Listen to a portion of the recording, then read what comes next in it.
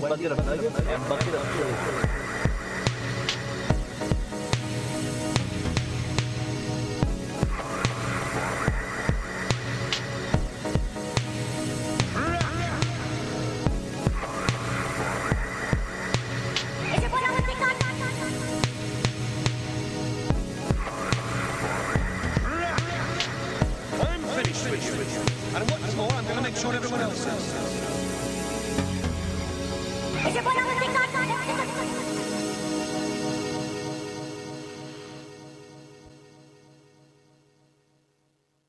Yes. Hello there, friends and family. This is Dan. I'm here in the Dan and Adam Are Afraid podcast.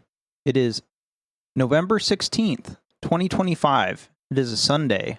It is a gloomy, very nice Sunday. I was walking around outside and I was like, is this the time in my life where I actually start getting up early just to take walks, long walks? Might be. But it is episode 75, folks. We're here. We're all alive, and I want to be alive. I'm joined by my 3,000-year-old co-host, Adam. Yes, Dan. Thanks for having me again, man. I can't believe it's been a whole week since we've done this. Soon any mom and pop will think they could sell Gallo in Vice City. Yeah, I know what you mean. It's been a long time, dude. What was that? Are we coming up on 3 years now? 3,000 years now, I think. Goddamn. That's from Vice City. The acclaimed video game, Vice City. I was like, let me get one new drop for this podcast, and that's it. Soon any mom and pop will think they could sell Gallo in Vice City. That sounds like a Mr. Luis Guzman right there. Oh, it definitely is. Have you ever played Vice City? Not since I was like 18. Oh, it's like a Hollywood movie. They like hired every Hollywood actor that was hot at the time. Like Ray Liotta's the main guy, Tommy Vercetti. It's so sick. Yeah, this is Tommy Vercetti. Hey, chill. I want what you want, brother. Oh, yeah? Oh, yeah? You better start talking. Anyway, I love Vice City. That was one of my nostalgia things I did this year. That was like, I'm going back to my childhood and I'm completing things I never had the opportunity to. Like, it was Pokemon for a while, years ago. Then it became Vice City. Oh, there's so many things. I'm into Yu-Gi-Oh! Now. Now it's Yu-Gi-Oh! I'm reclaiming my youth. And honestly, I think it's good. People underrate nostalgia. Everyone's like, we're living in the past. I'm like, motherfucker, you are of nothing but the past. You are made up of the past. How do you understand who you are? And I don't know. That's my thought is returning to all these old things. I'm just like, oh, this is who I am. Yeah, that's one way to look at it for sure. I don't know, man. I get bummed out by nostalgia, but I think that's like a personal thing. I don't know if it's like something I would necessarily put on to other people and say like, you should not be doing nostalgia. You know what I'm saying? Like we all got our own battles. One battle after another? Still haven't seen that movie. Oh. If it's not one thing, I find it's... If it's not one thing, I find it's another. If it's not one thing, it's another. I find this to be true, brother. Yeah, it's now on streaming, one battle after another. Will we talk about it soon? I don't know. Probably not. But it's out streaming. Remember, I really hated on this movie when it came out. So, what do you have to say, Adam? Hey, chill. I want what you want, brother. Oh, yeah? What do you got this week? I went and saw Die, My Love in theater. And that's the new Robert Pattinson and J-Law, Jennifer Lawrence movie, right? Yeah, it's you know what? Yeah, very stark contrast to the movie we watched this week. It's like a very human, very down to earth. You know, there's a little bit of like fun storytelling like modes in it, but mostly it's just like a story about, you know, people, which is it's straight. Yeah, for me to watch a movie that doesn't have any sci-fi elements, any fantasy elements, or any like weird shit genre elements. Yeah, I'm very much like a genre. You watch a drama? I watched the drama, and they classify it here, I see, as like a thriller comedy, and I guess there were some parts in it that were like, you know, they got some laughs out of the audience, but mostly it was just like a very like gut-wrenching movie. What's the premise here? What's the napkin premise? What are you selling? What are you getting me to lend you $10 million? I don't know. This thing's probably $20 million. How'd you convince me to give you $25 million? I'm at the diner. Well, this place sucks. I'm gonna leave soon. I think it's just Better one of make those your things proposal. I think it's just one of those things where they're like, "Hey, we got Robert Pattinson and Jennifer Lawrence in a movie, and it's produced by Martin Scorsese." Oh, do they have star power, you think? You think those two names have star power to sell a movie? I have to think they still have, like... I mean, I don't know. The box office... you know what? Fuck that. I don't want to get into the box office stuff, but... How much did it make? Let's get to the raw... These are raw the things details. our audience wants to know. It made $6 million. I don't see what its budget was, but... We're so fucked. Oh, everyone's so dumb and stupid. Yeah, it was just such a, like I said, gut-wrenching in a lot of ways. Look, just to have sex with your wives, folks. Like that's like that's the Underrated. That's the important part of that movie. It's a lot of fun ways to have sex with your wife, folks. But other than that, I mean, this has just been it's been another week. Another week of a ball of anxiety in my stomach, and as everyone, You want to talk about your health problems? As you I have can a pain tell, in my stomach. I'm scared about. Dan and I are I'm both afraid. Dan and I are both aging, so a lot of our conversations, like a lot of things I have to say have to do with health. Like, I'm deaf right now in my right ear. It's nothing damaging. It's actually gross. I have compacted earwax. You ever hear about that? It's common. Yeah, it's pretty common, dude. There's an entire industry of people to help you out. Yeah. I don't know how much it costs though. Probably a lot. Thankfully for me, it only costs my time, waiting, and aggravation because, as you know, Dan, I got the VA shit going on. So I try to make an appointment. We'll see how it goes. Yeah, Adam's like a perfect example of like a Canadian being like, "Oh, it's just really hard to get in there." I mean, how does it feel to be Canadian? Hey, yeah, don't don't you know? Isn't this an Australian movie again? You got Australian director, so you fucking Australian shit again. Hey, I can't do an Australian accent right now. Just watching. Hey, Hey, watching another Australian movie. This one's got Tilda Swinton. we'll get into the. I don't have any topics this week. Let me dig one up. The president might be a PDF file. We'll leave it at that. But more importantly, he might be gay. Yeah, our first LGBT president, man. Like, represent. Did you just come? Those are never leaving the board ever again. Yeah, that's it, I guess. I've been watching Yu-Gi-Oh! I put everything off. The episode's late this week, folks. Whatever. Fuck you. Do you care? Do you actually care? You probably do. I need to get on top. It's my problem. They're the only. It's my problem. They're the only people that matter to us, right? I'm going through some stuff, folks. I'm like actually pretty depressed, to be honest. If I'm going to be vulnerable on this point, I've been really just depressed the past like month. I don't have any good reason to be depressed necessarily. I do not feel good. Every time I get off work, and I've been working some 12-hour shifts. I just get off work and I'm like, I don't want to do fucking shit. So I eat or cook something really quick and then I just lay down and watch Yu-Gi-Oh! And pass out. Then I wake up at like 3 a.m. sometimes with like a burst of energy, like I can do something right now. That's where I'm at, folks. So just ailing the wounds with nostalgia. It's not a great time to be alive. If anyone out there feels the way I do, I know you're not alone. I would counter with, isn't any time no, it's silly. I want to be Mr. Positive. Well, yeah, like 15 years ago probably would have been a little bit better for us as Americans. 15. What was going Not on even 15 years 10 years ago? It was like 2010. 2010. That's when I was getting out of the army. Yeah. My world was endless and the possibilities vast. Wait, scratch that. Reverse it. Do you think we're going to turn this one around, Adam?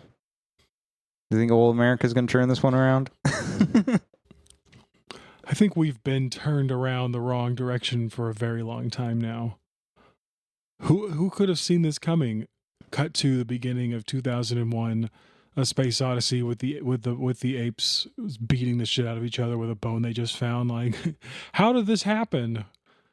Oh yeah, the fucking monkey found a bone he can smash another monkey's head in with. Sometimes I want to find that first fish that crawled up out of the ocean and just like stomp on it and be like, no, what are you doing? Why do you think Begonia made me so bummed out? I was just like, oh, we're bad. Oh. We just, it's actually good if we get wiped out. It's actually a net positive for this entire planet. When you start viewing it that way, it's really a bummer. I don't know. We'll see. That's how I'm feeling this week. Very dark. It's very dark this week. I started playing some Fallout 4 yesterday, actually. And what I discovered was I really, really wish I was playing Fallout New Vegas instead. Hey, dude, Fallout 4 fucking sucks. I notoriously hate that game. I liked it for like a minute, and then I saw through how like, oh, this is just Call of Duty. Oh, this is just Assassin's Creed. Oh. Yeah, like I really want to go to Good Springs. I want to go to Freeside. I want to go to the Vegas Strip. I want to go to New Vegas. They're like, we're remaking Fallout 3. I'm like, just remake New Vegas. No one wants Fallout 3. Fuck you. Just let me play it on my PS5. That's the thing that I'm like, God, I do not want to stream it. I don't want to get on the PS Plus and stream it because like, well, you could play us on your computer now. Yeah, these computers are fast enough to play a 15-year-old game. Oh yeah, 100%. And like, it just like I'm like a 12-year-old where I'm like, I want my wife to sit there and watch me play. I'm like, Mom, watch me play my game. And she likes the Fallout universe, so she doesn't mind watching me play, scroll on her phone. But it's just something. There's just something missing. There's just some magic they lost between the two games, and yeah, what could even be said about that? Yeah, well, what can you say? GTA 6 delayed. Fallout. Oh, don't even bring up Fall. Was it Elder Scrolls 6? They teased that like 12 years ago. Not. It was like 8 years ago, but still. Yeah, Fallout 5. Nope, not going to happen till. I think not going to happen until Elder Scrolls comes out, and games just don't happen anymore. You're going to get one more game for these franchises before we all kick the bucket. That's it. Mr. Bucket, it's buckets of fun. Kick the bucket. What's spinning this week? Nothing's spinning. I've not been listening. I've been listening to some Arm & Hammer. That's about it. Folks. Let's get into this fucking movie. Let's just cut into it. It's been at least 10 minutes. We watched a movie this week, Adam. What did we watch? Yeah, we watched 3,000 Years of Longing. Coming soon to a theater near you. My name is Alethea. My story is true. I am a solitary creature by nature. I have no children, no siblings, no parents. I did once have a husband. If there is fate, who can say? But in the Grand Bazaar of Istanbul, I chose a memento. I like it. Whatever it is, I'm sure it has an interesting story.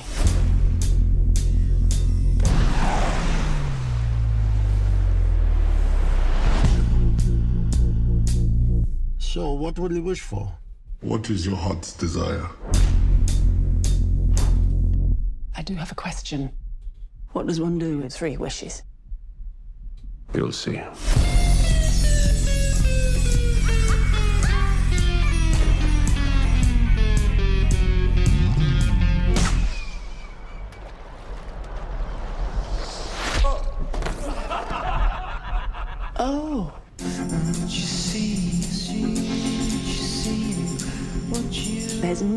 story about wishing that is not a cautionary tale.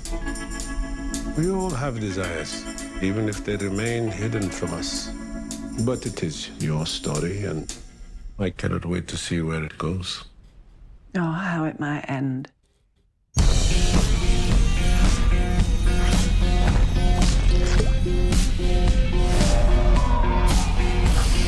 Hello. Hello. He'll be staying for a while.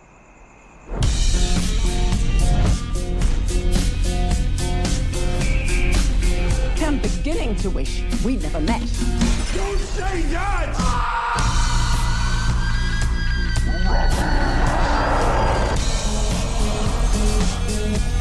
Make a wish! Save yourself!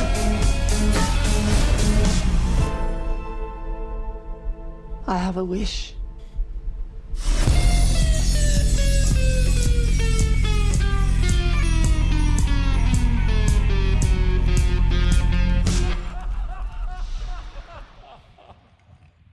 Let me take that again. 3,000 Years of Longing is a film directed by George Miller from 2022. It's about a lonely scholar on a trip to Istanbul where she discovers a djinn who offers her 3 wishes in exchange for his freedom. That trailer was insane. I never had watched that trailer. I don't remember seeing that trailer. And that trailer is insane to me because it makes this seem like an action movie almost. Yeah, I was so last night I was watching the movie and I was texting my girlfriend like, "Hey, I'm watching 3,000 Years of Longing. It's directed by the guy who did Mad Max and stuff." And let me just pull up the convo so I know exactly what she said. But essentially, she just said, "Trailer looks interesting," and she said, Idris Elba, smiley face." And I was like, yeah, the trailer is like kind of misleading. Yeah, this is we'll get into it, but this is such a movie about dialogue and and characters and set pieces than it is about like things, whoa, things happening. Down. She's just making her wish. He's going to be staying for a while.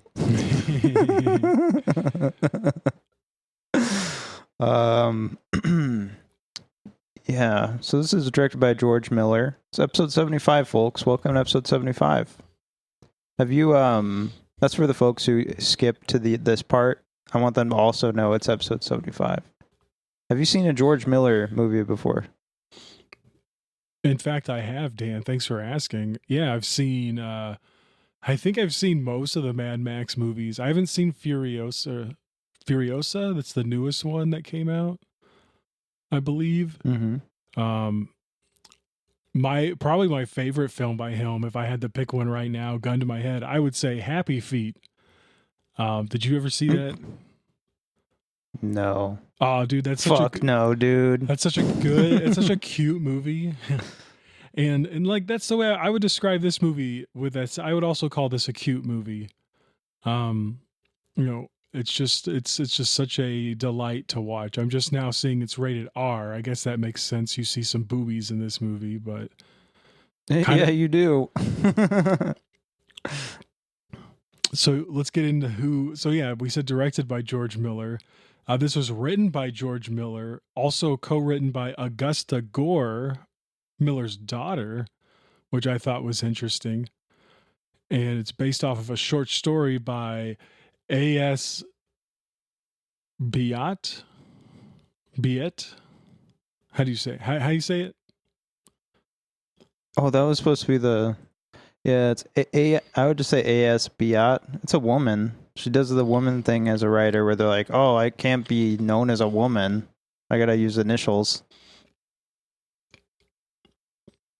J.K. Rowling, another example. Yeah. Not Anne Rice, though, one of my favorite authors. She's like, plants her fucking feminine name right on the cover. Was she doing like traditional like female novels?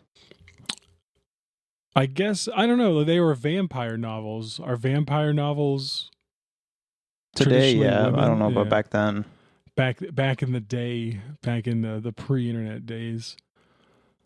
The cinematography for this movie was. You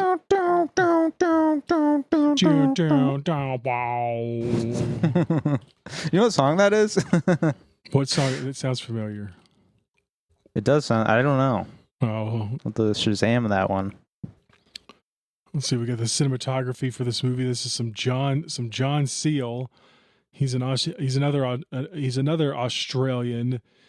He did movies like The English Patient, The American President. Did you ever see Prince of Persia? The Jake Gyllenhaal one? Yeah.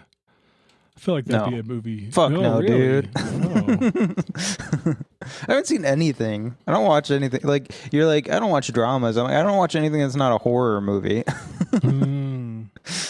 Anything that's not an Italian movie from the 60s, Spanish movie from the 70s. I have very specific tastes and things I've been introduced to, and it's not been modern film. When a connection to George Miller, this guy also did Mad Max Fury Road, which I assume I was going to bring up Fury Road. No, I've seen Fury Road. It's not as good as everyone says it is. Everyone's like, this is my favorite movie of 2010s. And I'm like, you guys are really overrating this movie. Yikes. I That's fine. People like what they like. I couldn't disagree with you more, Daniel. I love Fury Road. Let's cut back to our Dan and Adam 2010s decade top list.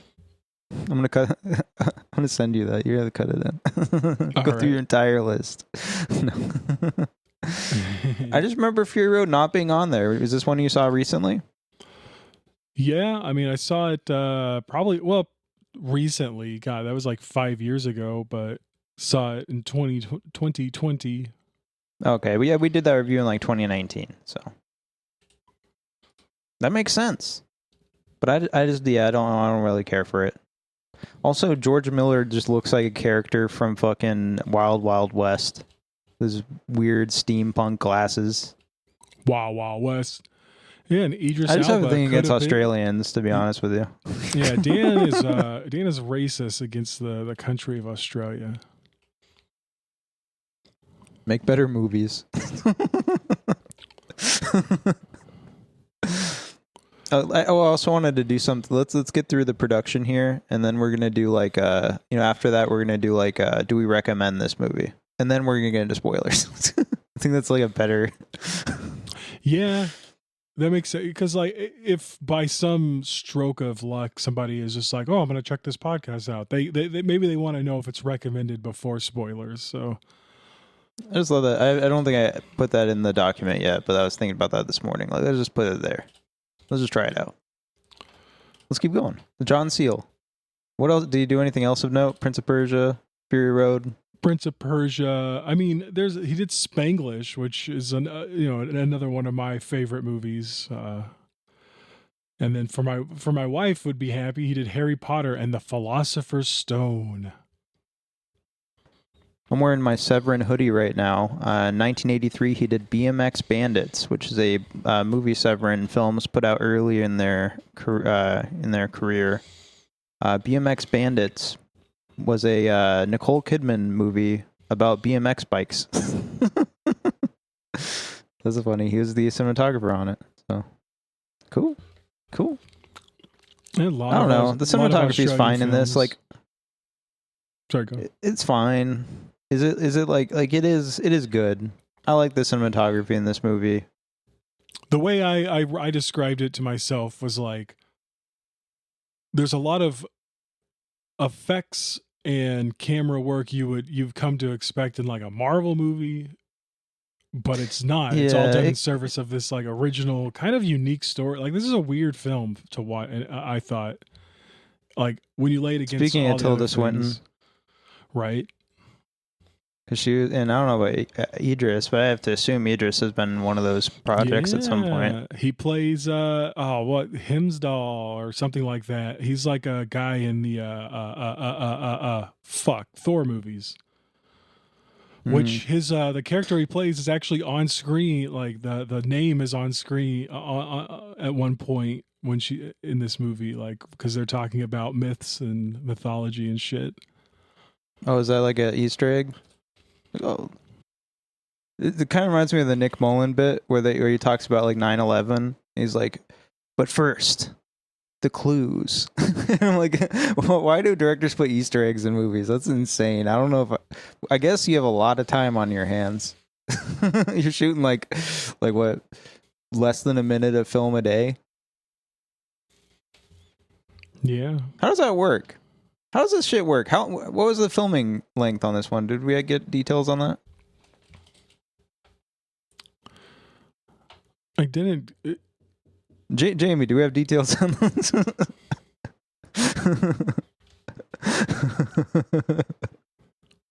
Yeah, go ahead and pull that up.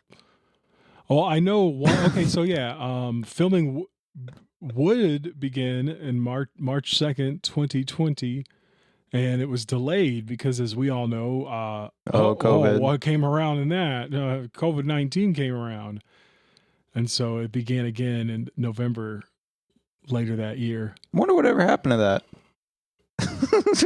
Yeah, like it just. Where's the sequel at? I imagine the sequel's coming up soon. Yeah, I heard like a guy in Washington had like H5N5 or some shit, some bird flu. He's like the first man to contract it in the world. Yay!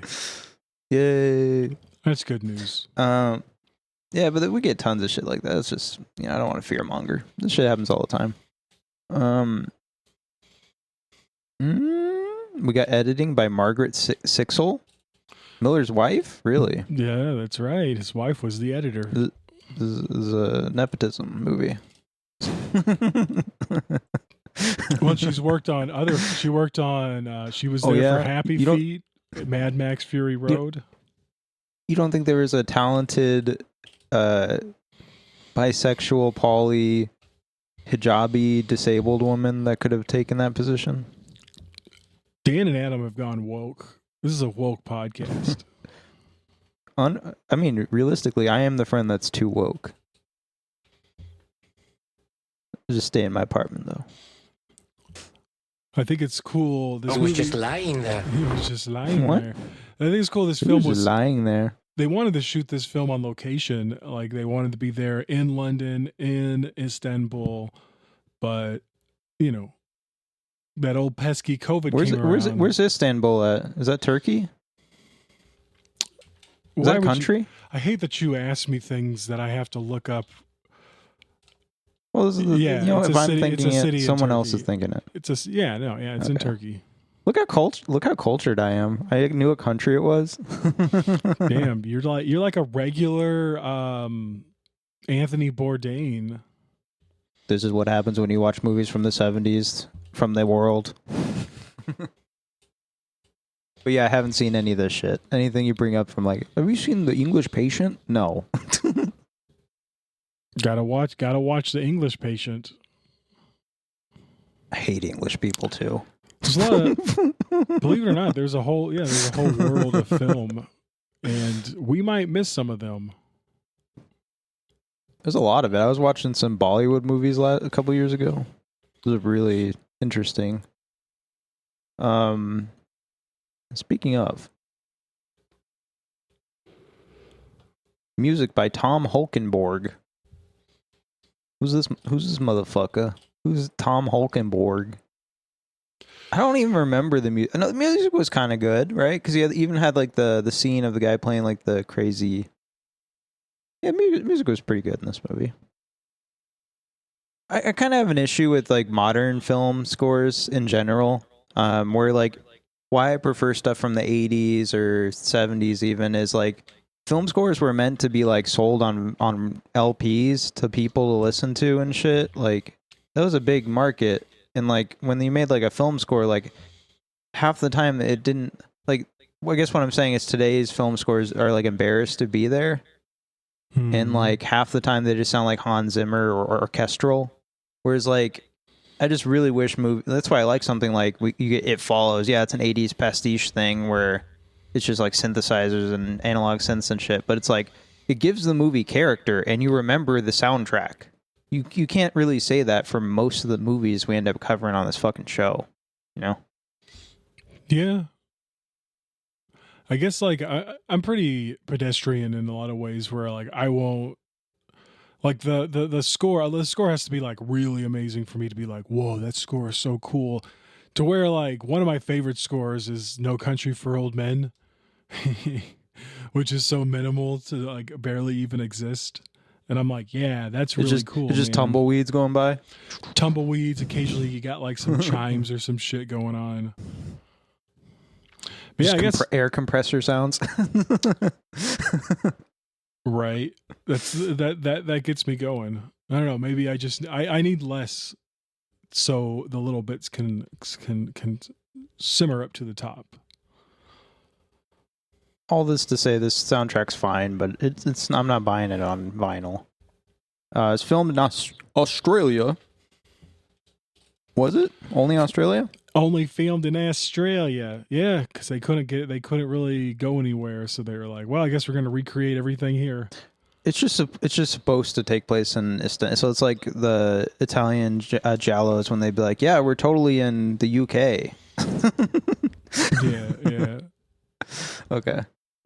That's kind of cool. What was next? Produced by Doug Mitchell, longtime producer of George Miller, and George Miller did it. Correct, yeah. Both of them were on this one. It's also interesting to note that this guy produced Babe, which was written by George Miller. Yeah, that's a weird thing about George Miller. He's a chameleon. So like when he just does what he wants and he doesn't do what you expect. Like you get the trailer, you see this, and it's just like it's 1001 Arabian Nights or whatever. And then he does Furiosa. Right, yeah. I'm a big fan of when people do like directors that just go and make some weird shit after they they get their big successful thing that comes out, and then the next movie that comes out is like a box office flop that I love. So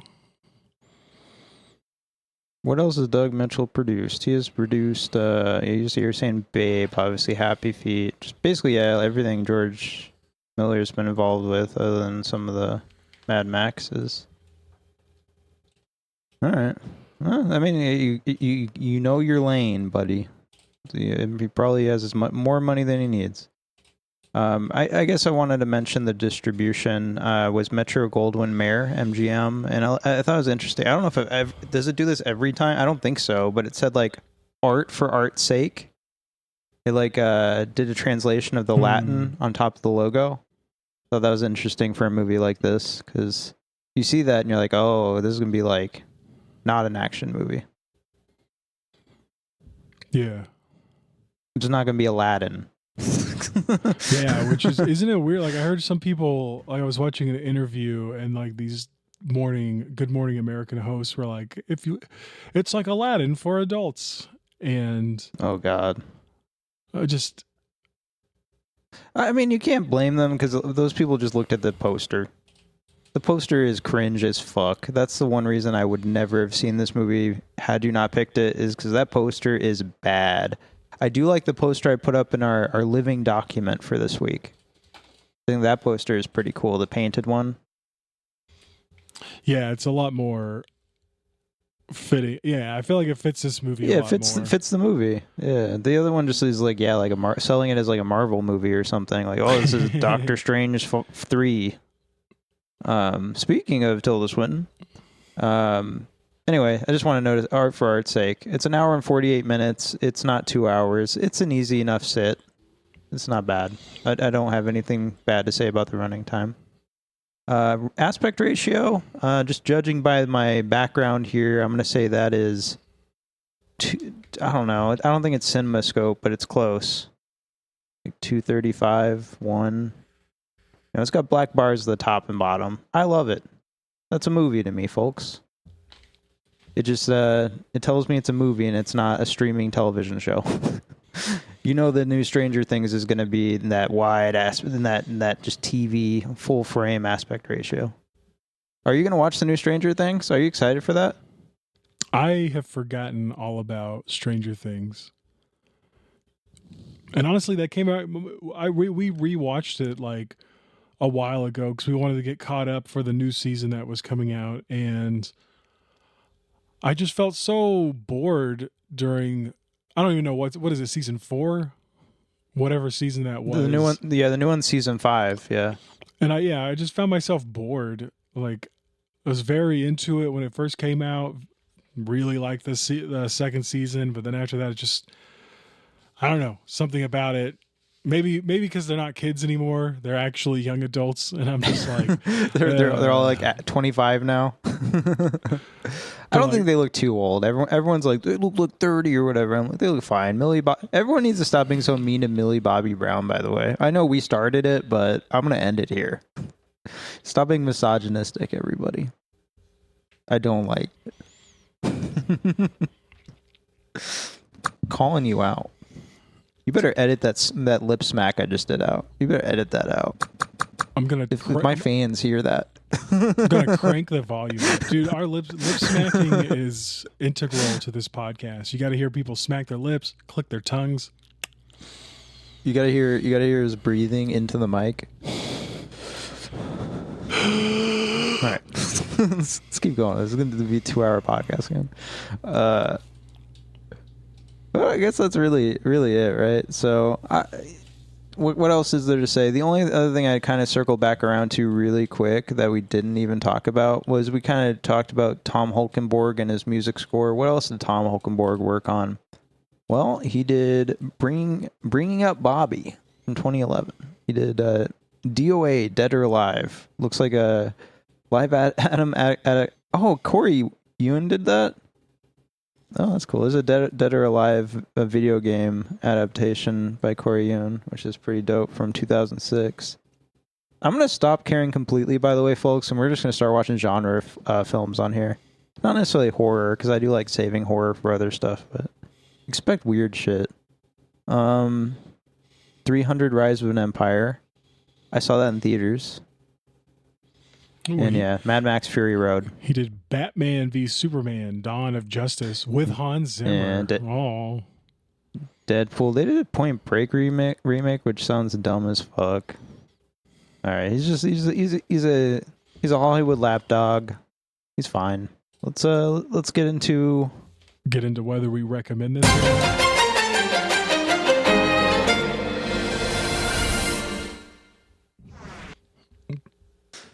Wait, let's try that again. Do you recommend this movie, Adam? I recommend this movie. Absolutely. You do? Okay. Should I go into why, or? I don't know. We're just trying it out. You just want to say that's fine. Yeah. You don't have anything to add? I recommend this movie, especially if you enjoy dialogue-driven movies. If you like narration. Yeah, and if you want a movie that's a little different, because like I said, like we keep alluding to, this is not like an action movie. I mean, I guess in a way it's a genre movie because it's a fantasy, and so there are elements that you might come to expect in GENIE movies. You know, there's rules and everything to what you can wish for, and you know, there's laws that bind people to things, and yeah, this movie gets a light recommendation from me.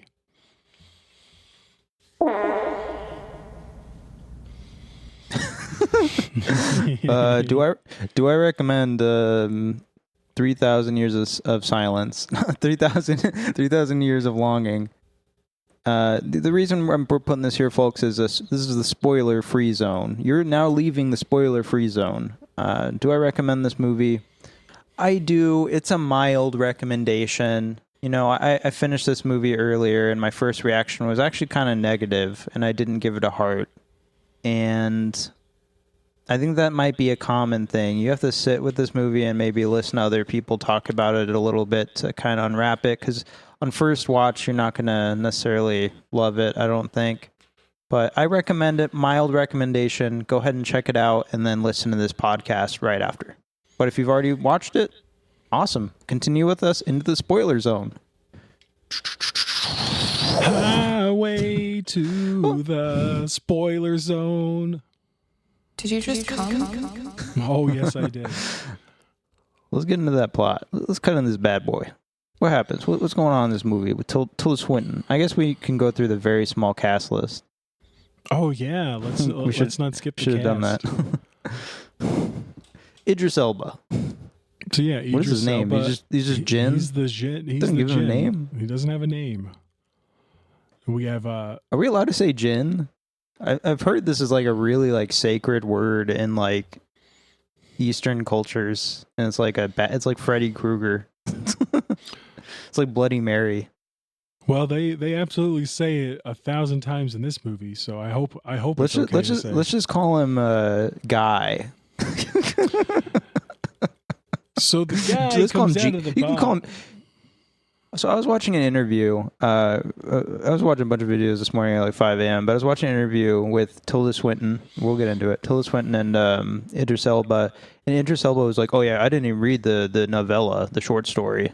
We didn't want to be affected by it at all, and we just want to do our own thing." And I was like, "Man, being an actor must be so awesome because you just don't have to give a shit about anything. You just be like, yeah, we wanted to do this for artistic integrity. That's why I didn't read it."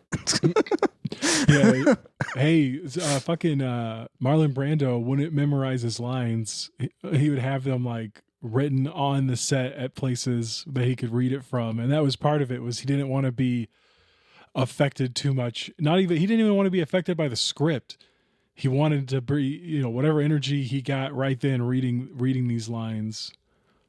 And Robert Pattinson He's just cruising. Doesn't even he's not even big in rehearsing. He's like, no, I want to bring in the fresh energy on the day. That's fine as long as it works. The minute it stops working, that's when it stops being cute. No, yeah. Once if it's like if you're working with the Coen brothers, they'll be like, that's cute, but could you just do what we wrote down in the script? Like, can you just do the thing that I hired you to do? They hired you to do. I'd be a horrible director. I'd be like Fulci. I'd be Fulci levels. People would be like, "This guy's a misogynist." I'm like, I'm not. Come on. All right. Oh yeah. That was my only point. Is they didn't follow like the story at all, and like I don't think they really give a shit about Djinn. Or guys. Whoops. Can't say it one more time. So I think we could just refer to him as a genie. So he's the Robin Williams of this film. Excellent. He is a genie. For all intents and purposes, that's how they treat him. Like he's just a genie in a bottle. I'm a genie in a bottle, baby. You gotta rub me the right way. And he does an excellent job, I think. I really like his I love Idris Elba. He is a good actor. What else we got in here? I did want to mention one thing about his cast here. Do you know the little? Oh, there's a long cast list. We're not gonna go through all this, folks. But there is like a I don't know how to say this. There's a unique looking person. There's a couple unique looking people at the beginning of the movie. When she's giving her, she is in the airport and she gets like stopped by someone. He's like, "Come with me." There's that person, and then there's the other one who like interrupts her lecture and makes her pass out. That seems to be like a staple of George. I haven't seen a bunch of George Miller, but I have seen Fury Road, and I know Furiosa too has like unique looking individuals that he casts that maybe other people wouldn't look twice at, and that's cool. I mean, it's like kind of like a Harmony Korine angle. He's like he casts weird looking people. This is good. Do you think it's exploitative? I think, God, yeah, that's such a good. I don't think so. As long as like it's being treated with like artistic, as long as there's like an artistic value to it, it's not just a freak show where you're like, look at this. Would people be really uncomfortable if I cast like a Down syndrome person in like a really like serious horror movie or something? I mean, yeah, that's. I think it depends on. Yeah, it's going to depend on the person, right? Some people would find it exploitative no matter what, but then other people would find it empowering and, it's good representation. As long as it's not like they're the butt of the joke or you're not being like, I don't know. I feel like if they're just a character, it's kind of like, today, if you have trans characters in your stuff, you don't. The way to do it correctly is to not be like, oh, look, it's a token trans character that's doing trans stuff. You're just supposed to treat them like a character, because they are. There's a person. Yeah, you don't want to do sleepaway camp style reveals on your trans character. It was just like dum dum dum. They're remaking that. I'm curious to see what Sleepaway Camp remake looks like. It's probably gonna be shit. Everybody, I'll watch it. It's gonna be at a transgender summer camp, and then the killer is gonna be revealed to be cisgender. He's got dick and balls. She's got it. Oh yeah. Oh my God, it's an actual woman. Get her. Oh God, I just said actual woman. Uh-oh. Rant, put me out the pasture. I'm old. These things are gonna happen, folks. I'm old and I don't know what I say. His heart's in the right His heart's in the right place, folks. And so is mine. And so is Tilda Swinton's. Maybe. I'm not sure. I love how you pick this movie, we need some more Tilda Swinton. She's noticeably older in this movie. And that's interesting. She's an old lady in this movie. Not necessarily old lady, but she's 50s, right? That's where I would put her, yeah. That's cool. There's not nearly enough roles for older women in Hollywood, so it's nice to see a movie come out and they're like, oh yeah, we're gonna cast Tilda Swinton. I don't know, she's a big name, so it's not surprising, but it's still good. It is representation. It's the reason I like something like Dave Lynch's The Return. Twin Peaks: The Return is everybody's of retirement age.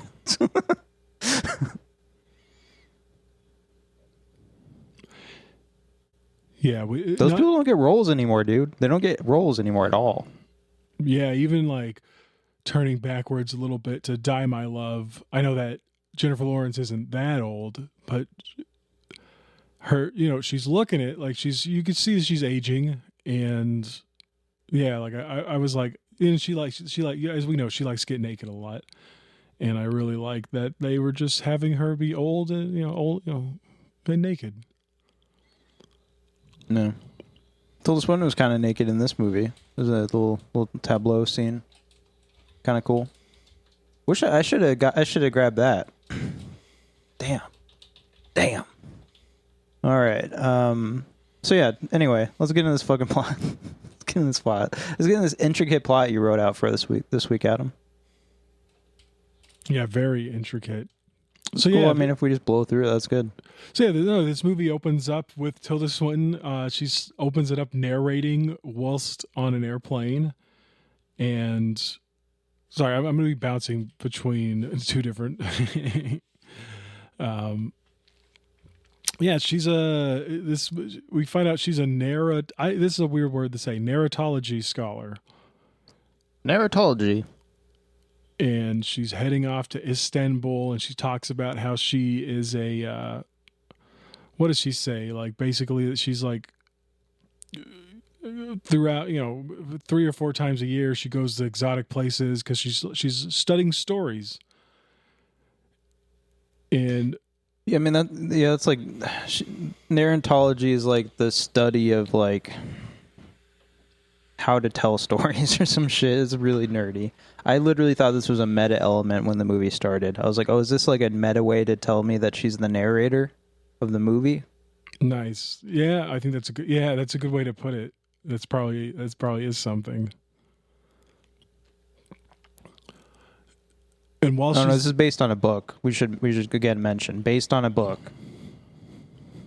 Yeah, and while she's there, she encounters a few things. Dan already mentioned it.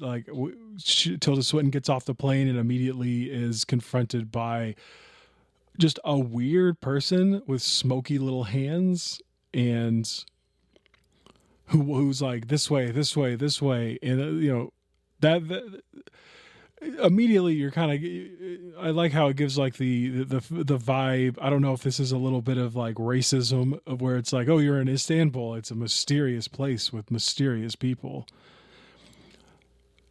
But she goes up and she starts giving a lecture, and I love the opening of the lecture is funny because nothing is funny said during the lecture, but the camera fades in on a laugh. Like everyone's like, ha ha ha ha ha. This is so, Tilda Swinton, you're so funny. And, but they're just getting into how, they show how you can go from, what's that called? Like mythology all the way up to now, which modern mythology is just told through like superheroes and stuff like that. And I remember the collage of like comic book heroes behind her.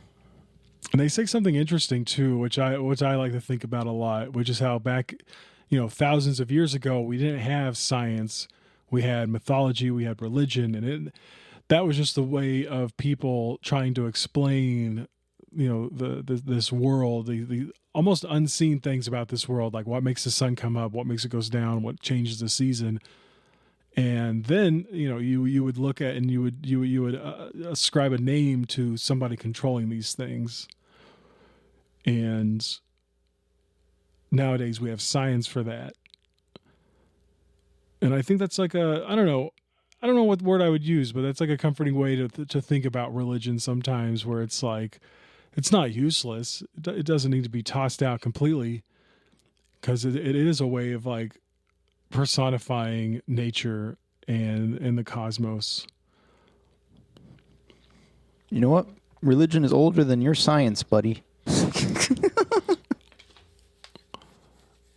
And Tilda Swinton's name in this movie is Alethea. I love that name. If this is a fantasy, if this movie is like a fairy tale, it's just a perfect name. And you know what that means, right?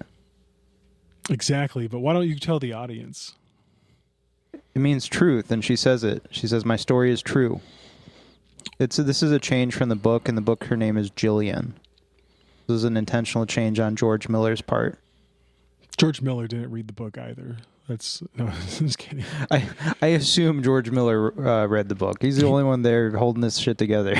No, yeah. Everyone else is just like, what book? I'm just here for the get paid.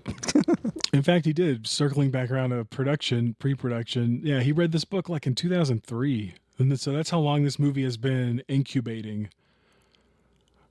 I would like to read the book. Yeah, I mean, it's a short story. I wish I had actually sat down. I could have read it this week. If we were better hosts, we would have read it this week. Here, let's just feed the entire book in the Chat GPT. Chat blowjob. How do I? All right. But Alethea, she. What? I was just gonna say what happened. So she's at the lecture, right? And she's seeing shit.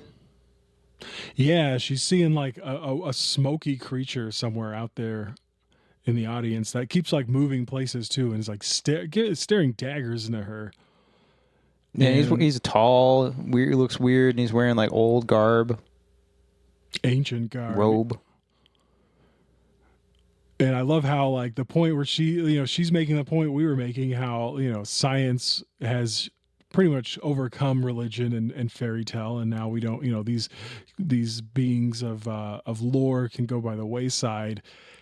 And that's when he stands up and like his mouth opens up and he's like, rubbish, and fade to black because Tilda Swinton has passed out. There's a couple horror scenes in this movie that I thought were pretty effective. This is the first one.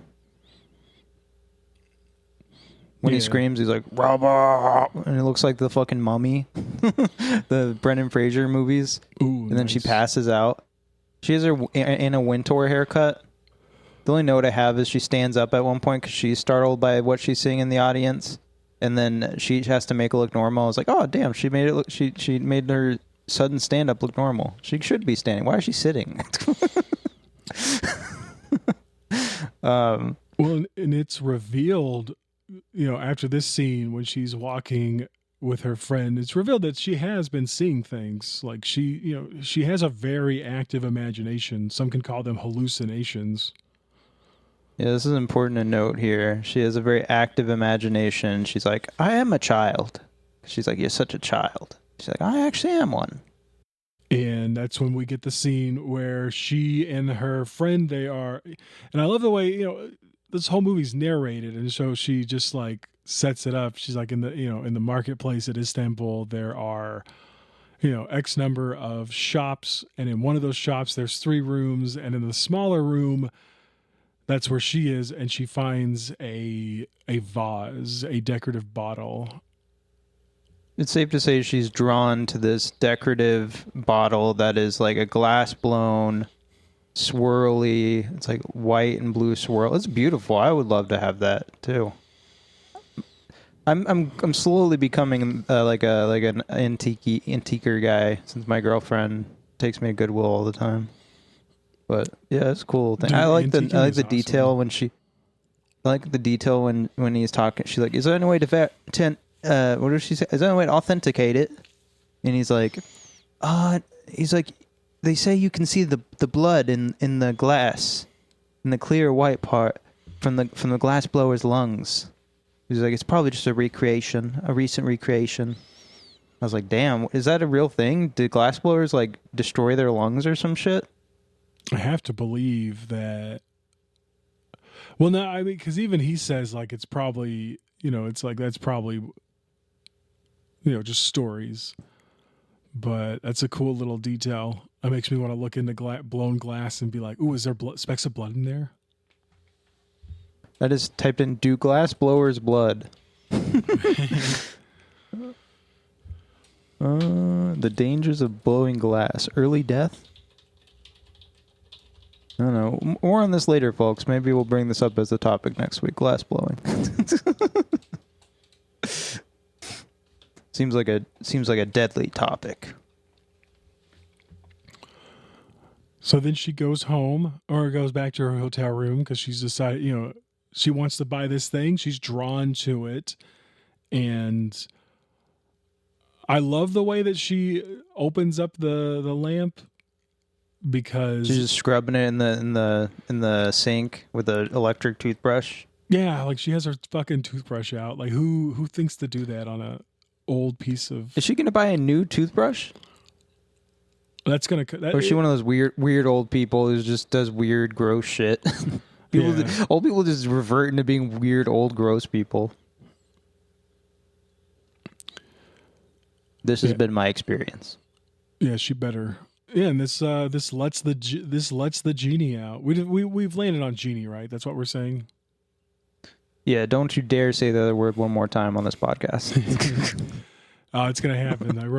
That's what I wrote down. I'm gonna read it at some point. But I heard the story about a guy who interacted with a genie, and he said it jerked him off really rough, like it assaulted him. Brother, don't fuck around with that shit, brother. That sounds like you got sexually assaulted by a drunk person. I'm a genie. You gotta let me rub your lamp. You know what I'm saying? So what happens? She's rubbing the shit out of it, and what the top just pops off. Yeah, top pops off. We get the first swirl. Did you just come? And we get the first swirl of smoke escaping the bottle and going around the room. And that's when we have a giant, for all the foot fetishists out there, that's when we have a giant Idris Elba Blackfoot poking through her bathroom door. Oh, it's a golden foot. Oh, that's right. Yeah, it's more golden than black. What the fuck? That wasn't explained, but it's never explained. You never really see him too closely on his bottom half necessarily, but it looks like he just has like snake skin legs. Yeah, that are gold. Like that like fades into like goldish little flecks on the feet. Yeah, interesting. Yeah, but yeah. She's like, there's a giant in my apartment. I'm gonna close my eyes and count to 10, and when I'm done, I really hope that she'll be gone. You nonce? Yeah, and I love how because she's so smart. Like that's what we get from her. That's what we see from her in this little scene is that she's like multilingual. She's like, "Do you speak English, Deutsch?" And then she says something in like ancient Greek, and like that perks his ears up because he's like, "You speak the language of Homer." You speak Homer's Greek? And yeah, I really like... He quickly jumps to English when he encounters a TV or some shit. So they're like, oh, let's go back to English, everybody. Yeah, because the genie's like, he's like moving his hands over the bookshelves, over the computer, turns on the TV, and like clearly he's like siphoning off, information and knowledge from these things. Well, yeah, I guess that through electromagnetic energy. Well, yeah, because it's a reveal. Yeah, he's like he's pretty much electromagnet energy. He's like he describes himself that like as you're made of dust, I am made of fire. It's like, damn, bitch, you live like this? That's all these signals coming through. We'll get to it. Yeah, and so it's laid out that he is going to grant her 3 wishes, and there are rules to these wishes that like what he can actually what she can wish for, and I thought I had them. Yeah, there must be desires of your heart or some shit. Yeah, desires of your heart. And then we get like the almost traditional genie rules where there's no endless wishes. You can't wish for eternal life. And then something a little bit different. You cannot. Is that a genie rule, or is that like a Hollywood rule to make the movie not boring? Well, genie movie. I don't know about real genies, but just felt like he was reading off cinematic rules, and I was like, okay, fine. Yeah, and that's where I would almost say that's where this movie kind of falls into being a genre film, because it's like, oh, it's a genie movie. Okay, well, all genie movies have it where you get 3 wishes, but you can't. Always the number one consistent, right? You can't ask for more wishes. Like insert Robin Williams counting off to where he gets like 20 fingers on his hand. I thought the last one was interesting though. You cannot absolve sin or end suffering. That's one of the laws to wishing. You can't end suffering. No. Can I end my suffering at least? Can't. Sounds like it. Well, and you can make people fall in love with you. Like, I don't know. These rules are flimsy, dog. You can't bring people back from the dead. It's not a pretty picture. I'd bring people back from. I'd be like, can you bring David Lynch back from the dead? Can you bring Brian Wilson back from the dead? And also, they hang out with me all the time. Yeah, but you would. But it would be like a terrifying undead David Lynch. Yeah, it'd be like monkey paw shit, and they'd fucking kill me. Nice. I get murdered by Brian Wilson, David Lynch. I'm glad you mentioned monkey paw, because that's like her hesitancy in making a wish. So this is like the crux of the movie here, is that she's like, he's like, make your wish, your heart's desire. And she's like, I don't really desire anything though. Like, I'm pretty set in life. And I believe her. I believe Tilda Swinton's character. Oh, I don't believe her. She's putting up a front. Like, this whole thing is like a chess match, because she's like, I don't want to do the wishes because like they'll come back on me. Yeah, like she doesn't want the monkey paw. And I think I think that's where I would be, because I would like, I've often thought about making wishes if I, you get a genie, you make wishes, but I've seen Wishmaster. Okay. So I know that there's a good chance if I'm like, I want my lawyer to go fuck himself, and I'm going to have to sit there and watch my lawyer's penis like crawl around up to his butt. And he's like, ah. I think in the book she she has some wishes that are like, she wishes she wants to be like one of her wants would be to be a man, because it's easier to be. No, this is the character later. The one of the, we'll get to it, but one of the wish people making wishes. Go on. Oh yeah, and so in order to like assuage her of her fears and convince her to make wishes, the genie's like, I will tell he tells her how he became trapped. And by telling 3 stories. 3 in this movie is a sacred number.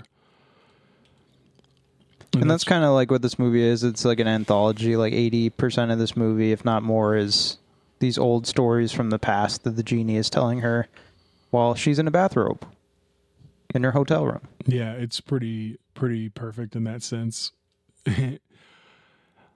So we get the first story, which is about the Queen of Sheba. And she wasn't beautiful. She was beauty itself. And if you love them long hairy legs, I mean, yeah. 100%. As she's described as being beauty itself, and she has hairy calves, long hairy calves, and it's pretty. Yeah, pretty. She's fucking hot. Oh my god! Like I remember watching this, and then when I watched it the second time, I was even more just like, holy shit! Who is this actress they got for this? I didn't really follow this stuff too closely at the beginning, but like, what, he gets it on with her? He's having sex with her? Oh yeah, and she's like she's a half genie. Yeah, her mother was. And so, sorry, real quick too. She took part in the casting call for Africa's Next Top Model. And what's her name? Her name is Amito Lagom. She's Ugandan. There you go. Yeah, she looks like she'd be a model. I think that's another George Miller thing, is he just casts models and hot people. Yeah.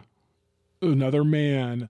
And so it's revealed, and so the point of this story is that, he is in love with Sheba, she's in love with him, but King Solomon is coming to visit, he's coming to, and so the King Solomon comes and he visits and he does woo her. We get that really awesome scene, like of the way that he starts it and the way that he succeeds is by playing music for her. And I love that little scene because there's a part where, we have the guy sitting there and he's playing like an ancient instrument. One of the strings snaps and he just kind of magically pulls it up and reattaches it. And as he's playing, it's revealed like more parts of this instrument are actually like the instrument's playing itself. Like there's another little, it's a 3-string instrument and then along the head, you have a branch off where there's other little hands playing more strings. Like the top of the instrument has a wooden mouth that's singing.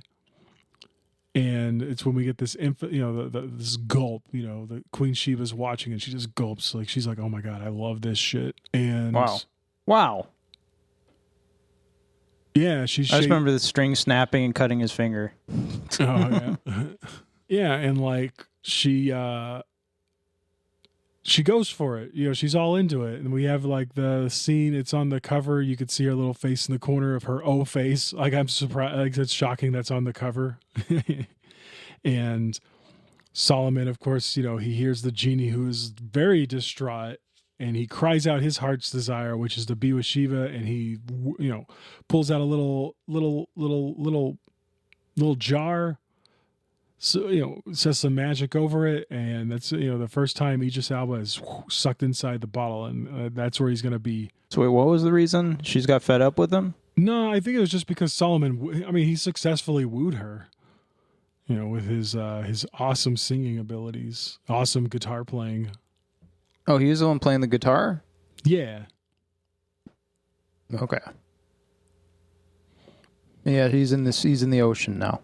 Yeah, he tosses the bottle out, sinks into the sea. It gets caught by a bird. Bird drops it over the ocean and is eventually used as a stone in a wall.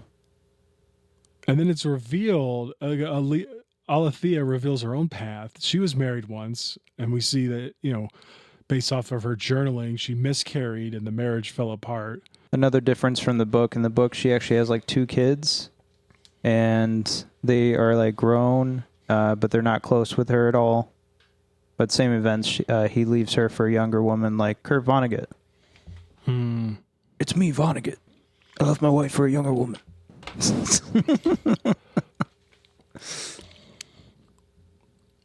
And back with the Djinn and Alethea, this is when she mentions how all wish stories contain traps and misfortunes. And like she doesn't wish it, but she says, I almost wish we had never met. And then the genie, that's when he like gets real big and crashes up into the ceiling. Don't say that. And that would be catastrophic. That's when the room service gets called and like, it was a fucking crash from below me. I don't know what's happening. Can you go check it out? Oh no, that doesn't happen? Okay. And the Djinn, or that's when we get story 2, the second story, which is Guten and the Ottoman Palace, when a young woman who is using the stone, the bottle that's been like covered in stone, it's at the bottom of the sea, so now it's covered in stone. It's been used in the place of a wall. She's climbing up. We see her use it as a little foot placement. And we see that she is in love with a prince. I don't want to say the name, how, like, the way they say his name in the movie is really cool. Mustafa, I think. Not Mustafa. That's how I would have said it. I don't even remember this because she's like married to old guy who's like just bending her over constantly and has her trapped in like a tower. Well, that's the third story. Is it? Yeah, Who's Gultan? Gultan is this. In the second story, it's just like a little slave girl who falls in love with the prince, and the genie. That's right. Her wish to him is that she wants the prince to fall in love with her, and he does. Yeah, and she wants a kid too. Yeah. But then it turns out this is like a pretty quick story. Yeah, because his father is the Sultan who is being led, being whispered into his ear by another slave girl that he is fallen in love with. And she wants her son, she has her son eyed for the throne. So she's like, convinces him that Prince Mustafa is like plotting to overthrow him in this horrible scene where like he comes to visit his father at night and like, the father brushes his hand away, and then all of a sudden somebody comes up from behind him and fucking strangles him, and he's dead. And then the Djinn is like, hey, he runs back to Gultan, and he's like, hey, you have to save yourself. Like, he's dead. Your prince is dead. Everyone who's loved him is dead, and, you need to save yourself. And then for some reason she just freaks out and runs away, gets tossed over the side of a wall into the sea in a bag. So she's dead. And drowns. And that's like the whole... Yeah, and she doesn't make her third wish. Yeah. Which means that he just becomes invisible and is just like wandering around the palace for 100 years trying to get anyone's attention. And he's hidden underneath a stone in like a sauna, ancient sauna or some shit, underneath a stair. Yeah. And that's when we get like so the story before that, so we had the Sheba... And then like a title card that came up for that previous story. It said a Djinn's Oblivion. And then we get another title card. It says 2 brothers and a giantess. And this is where the genie is wandering the palace unseen for a century. Until he finds, this young boy and a sword. And he's like, oh man, like this boy I can kind of talk to this kid. And he draws him to where the stone is. They're trying to pry up the stone where the bottle is underneath. But, as life would have it, this kid is to become king. He's become sultan. Sorry, getting a little ethnocentric there. And gets completely caught up in in the games of power. What I thought was interesting is that, or not just interesting, what I loved, his brother Abraham, it's like the mother's like, oh, I need to protect the next in line for the throne. So she locks him away in this room lined with fur. Yeah, fur-lined room to protect him. And probably he's the last heir. Probably like what elevates this movie to another level for me. This man has a BBW fetish. I guess that's you would call it an SS BBW fetish even. And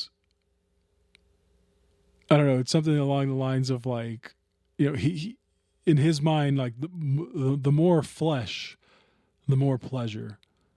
And he said the more cushion for the pushing. Yeah. And it's funny.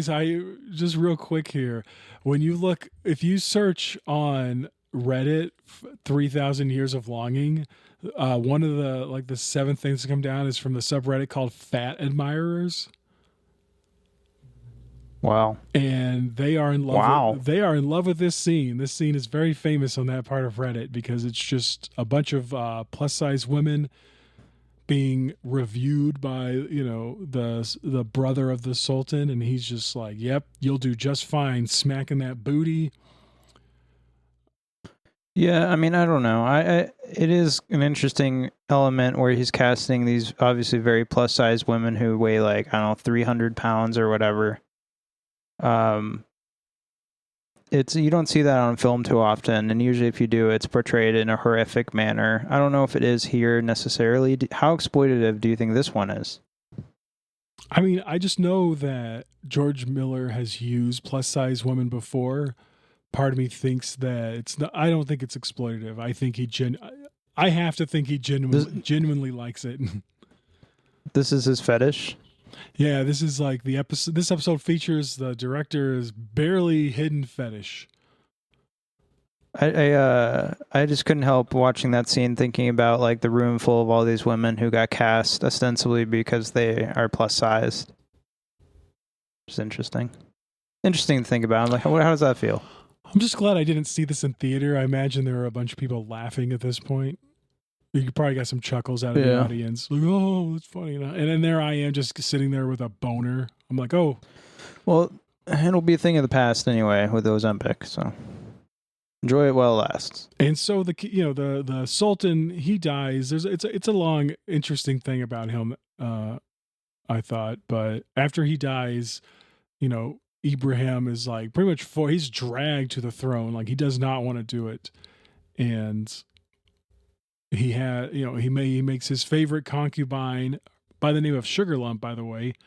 Sugar Lump. She's like the ambassador to Damascus or governor of Damascus or mayor or something like that. And she because she's now like free, she can just walk around wherever she wants. She goes and finds the secret bath. While getting out, she slips, her big butt breaks the stone, and the genie's released. But of course, he's like frantic, he's like, please, you have to make a wish and free me, please, please, please. And all these people know about genies. They know about tricksters. She assumes he's the trickster, and she's like, fine, I wish for you to be back in your bottle at the bottom of the sea. Bloop, and that's where he goes. It's like, damn, this is a hating bitch. He's like, in retrospect, I could have handled things better.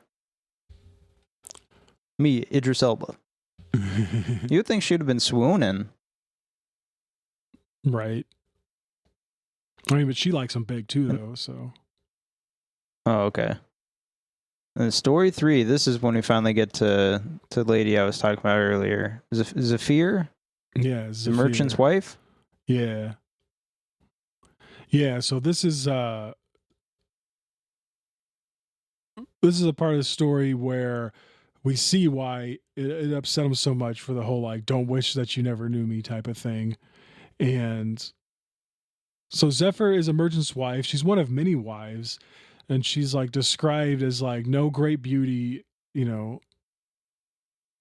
but clearly she has like an interesting mind. Like she's showing him all these different things that she's created. One of them being like a flying machine.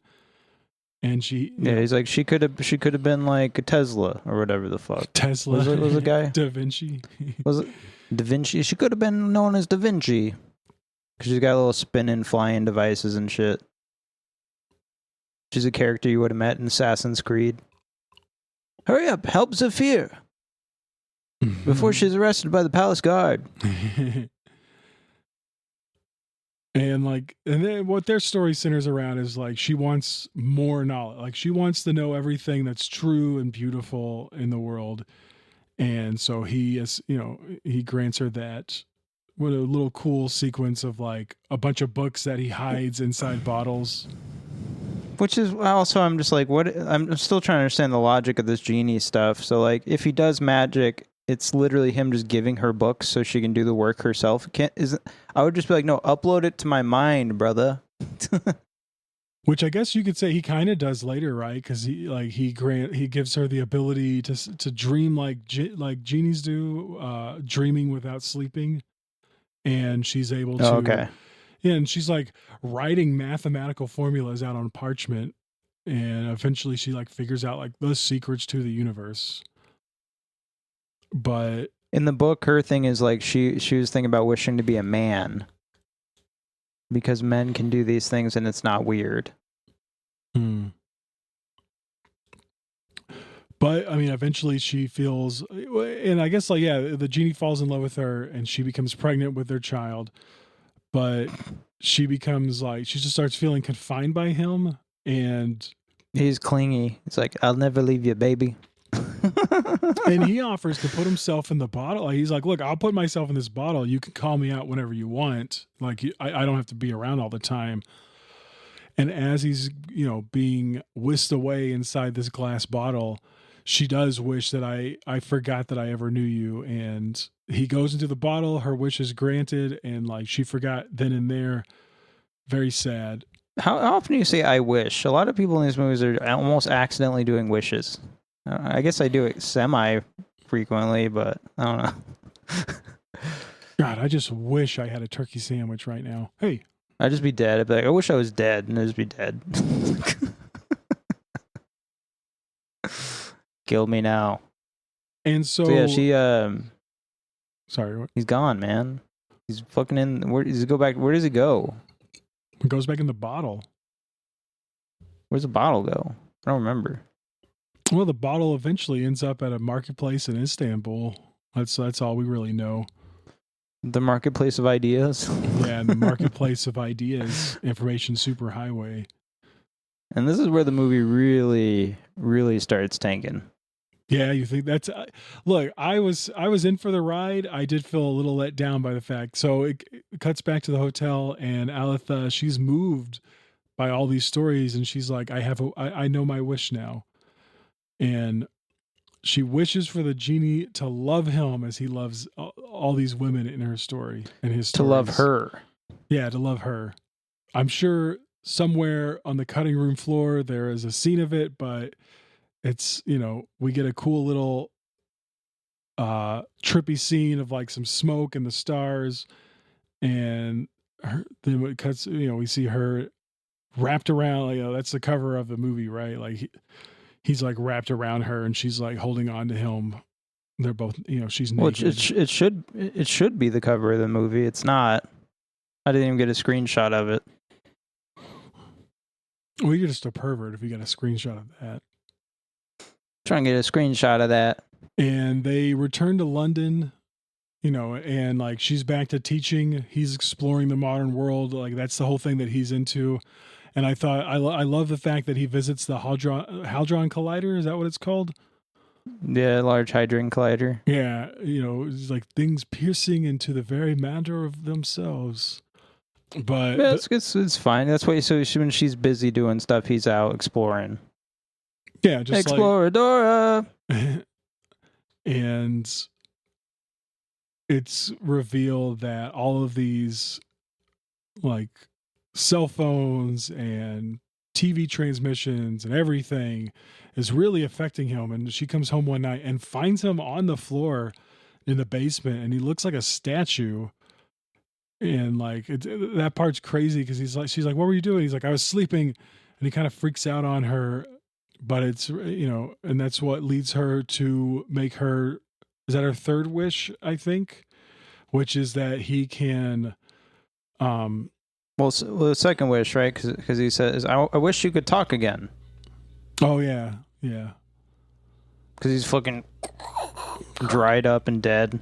Like a dried husk. In the basement. Yeah. And then, like, her third wish is for him, she wishes for him to return to where he belongs. And where he can thrive. Yeah. And that's when the movie cuts and says 3 years later, and we see Aletha, she's writing a book, and it's titled 3,000 Years of Longing. And we see that the Djinn, he's returning to her. He comes and visits her every now and then for the rest of her life. He can't stay there, but he's still in love. He still loves her. And I guess like that's one of the points she makes earlier. She's like, that wasn't my wish. That was wrong of me to make that wish, because like, is it real love if I wish for you to love me? And I guess that he keeps coming back. So it is real love. That's how I took it.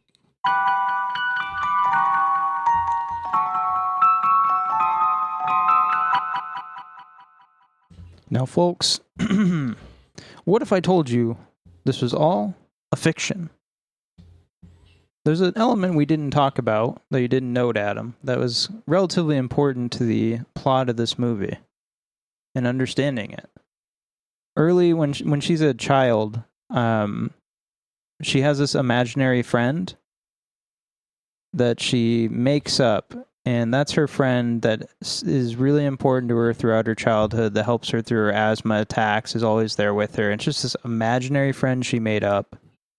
And she has this diary or book she made. She wrote down all these facts about him, so that way all of these things would become real. And like she's like made it more real. And I was afraid he was going to leave. And then as she gets older, she becomes embarrassed by this book, and she's like, this is embarrassing. I have an imaginary friend I've written all this stuff about, this thing that's not real, and she burns it in like the furnace or whatever. And then he disappears. In the book, I think she has another imaginary friend after that, but kind of selling the point that there's not actually a genie in this movie in a real sense. Yeah. How do you feel about that, Adam? Did you think about that before I brought it up right now? Yeah, there were a few things I know. There's like symmetry in the stories between the women and Aletha.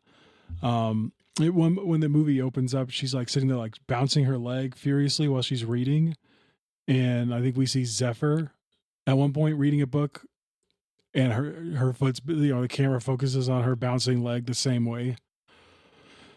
As well as Sheba makes like a deep gulp while watching Solomon play the guitar, and then we see Aletha do the same focus on her throat, and she does a deep gulp, which that's interesting. You brought. I didn't necessarily see that when I was watching this movie. You know me though. I watch movies and I read poetry on like a very base level. It's hard for me to like think into that second level of what's going on. But I think you make me a good too. point. I finished this movie and I was very disappointed. I was like, oh, this is just a boring love story. Like, but the point where she's like, I want you to fall in love with me. I was like, this is gay and dumb. This is not good. And then, I listened to a bunch of people talk about the movie on YouTube or whatever. And I think that's actually kind of important. So you can kind of not only understand the movie a little bit better, but also be able to, like, if they say something you don't like, you can start building up counter arguments. But that was a big thing is, I think it's more clear in the book, but it's all like, allegory, metaphor, whatever. She's just a very lonely woman. And the movie opens with her being like, I'm alone and I'm happy that I'm alone. Yeah. And here's all these instances where I've made up a person because I'm so alone. Well, she even says like her way of husband left me. understanding feelings is through stories. So it would make sense she would tell she would have all these stories that kind of encapsulate her feelings. So that's like the background element of all this is just she's making up another imaginary friend. I don't know. I don't know where all this goes, but that's what's interesting is he's not literally a genie. This is not literally happening. Or is it? It's up for you. Earlier when the movie, she's getting stopped by people at the airport, she sees someone at her sermon. Sorry, wrong episode. This is not The Last Exorcism. She's doing her talk, her TED talk, whatever the fuck, and she sees the guy in the audience. She says she has a really active imagination. So, I don't know. What does all this mean, Adam? What does all this mean? What does this mean? What did George Miller make? 3,000 Years of Longing. Well, I think at its base level, this movie is about like independence versus like emotional dependence. Like you have this one, like you said, you have this woman who at the beginning, she's like, she's very accomplished. She's very, she travels the world on her own. And yet clearly there's something missing from her life, even if she won't admit it.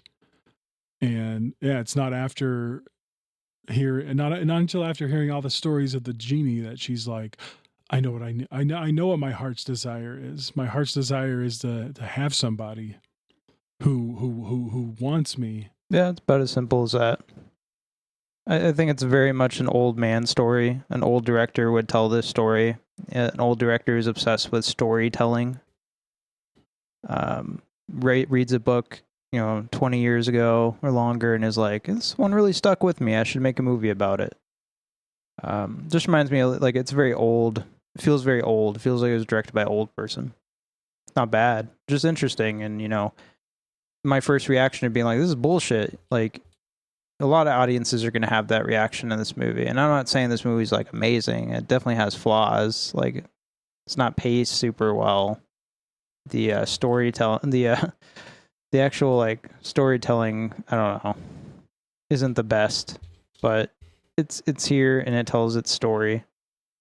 But I think that's a very easy way to look at it. Is it's just a very lonely woman, and through her work and her interests and her story of her active imagination, she's able to work through some kind of issue in her life, which is, hey, I do want to be with somebody.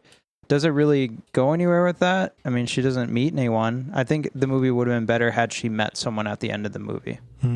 I can see that, yeah, because it's like, what was her actual lesson learned? The genie does come back to visit her, so what does that represent? Maybe that represents that, like, she did have somebody. She dates people on and off. Just dates on and off. She's had some relationships. Does an online dating. I like the idea, like, we often think of wishing, like, especially in movies, coming from a place of greed, but the idea of wishing coming from a place of, like, no, this is about your heart's desire. Of love. The Rock of Love with Brett Mitchell. Well, it makes me think, like, Brett Michaels. Brett Michaels, yeah. Makes me think, like, what would my heart's desire be? And I'm going to tell you right now. Here, I have it. No, but I'm sure it's artistic. I'm sure, like, for me, it would have something to do with connection to people. Because, like, what do I struggle with? Connecting to people. Like, I think it's obvious on this podcast. Like, I stutter a lot, and part of that is because, like, I don't know what I'm supposed to say.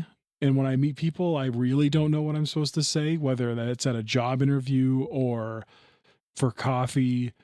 If Dan and I are just hanging out, like, there's a level of anxiety on my end because I'm just like, I don't know what I want. I don't know what I'm supposed to want. And, like, yeah, I think, like, give me a genie and I'm going to be, like, asking for things like a big peace of mind. And, like, I want language to connect to people.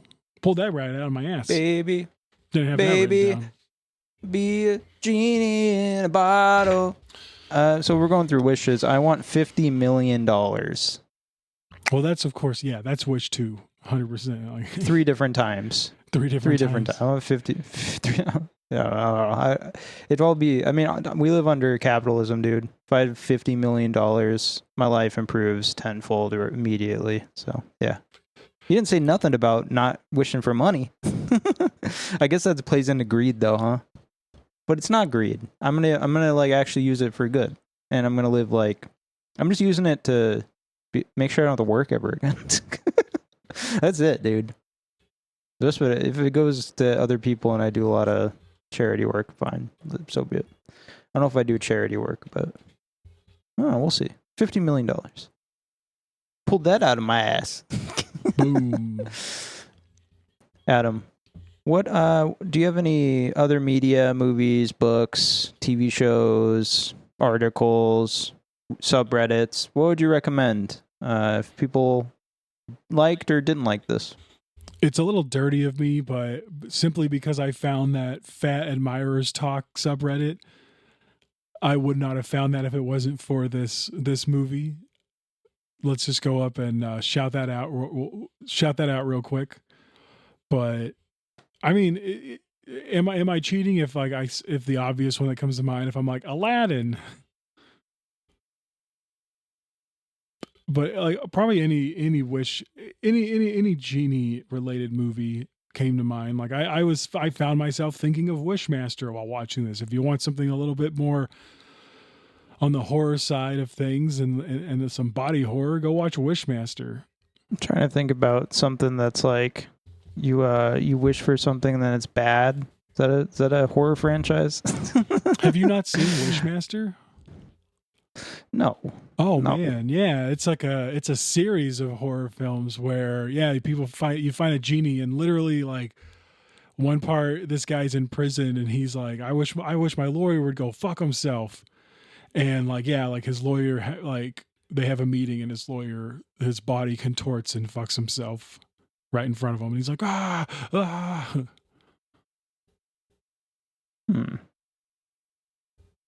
I don't know. This is a weird one. Like, I'm sure there's a lot of movies out there that are just entirely driven by like dialogue and narration.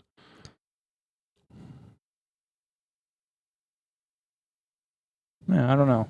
Sorry, folks. I don't got one this week. This is the one thing I didn't think about. So I don't got it. If you didn't like this movie, I think this movie's kind of singular in its current landscape to an extent. Like, yeah, you could point to Genie movies, but its topic and stuff, it just feels rather singular. Maybe I don't watch enough drama movies like Adam over here, but yeah, it's kind of unique. So, I mean, check it out. Check it out. Again, mild recommendation. Just throwing that out there. I don't love this movie. It's decent enough. I would rewatch it, but you know, it's probably a middle to lower tier George Miller.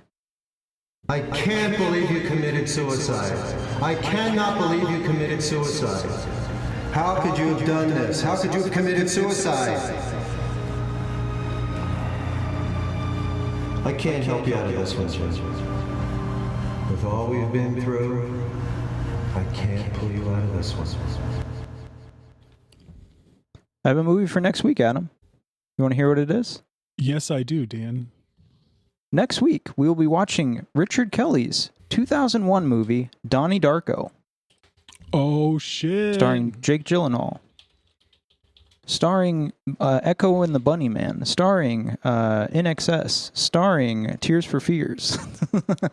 Yeah, we're going to watch Donnie Darko. We're getting back to Richard Kelly. He doesn't have that many movies out, so we can easily cover him. So if he does drop a movie in like a year, we can be right on that shit. But for now, we're gonna take a step back, go back to 2001, a year that was disrupted by something very big in this country. And yeah, I just love Donnie Darko.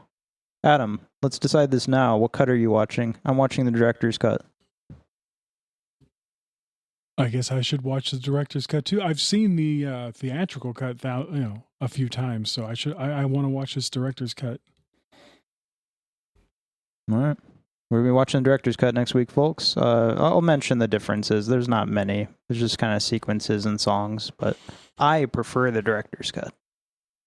And that's it, folks. We're going to hang out with us next week. Come join the show. Hopefully by that time I'm finally back on schedule and Adam's back on schedule and we're getting things up quickly. But yeah, come join us. Donnie Darko. Do you have any words for our beautiful audience that has been ridiculed by me for 2 hours? Find your extended family, folks. Find them. That's all I have to say. Times are getting dark. The sun is gonna die soon. The animals are leaving.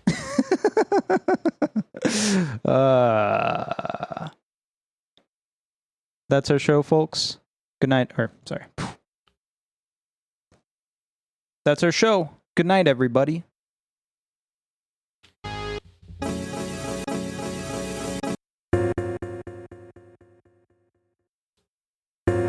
Jazz aliens? Yo, we from the planet Jazz. We're here to take over your honky asses, including you, host of the show. Jazz alien Quano Mono invented the Big Five sound. Yo, we're taking you to hell. Yakubian hell. Bitch. White monkey.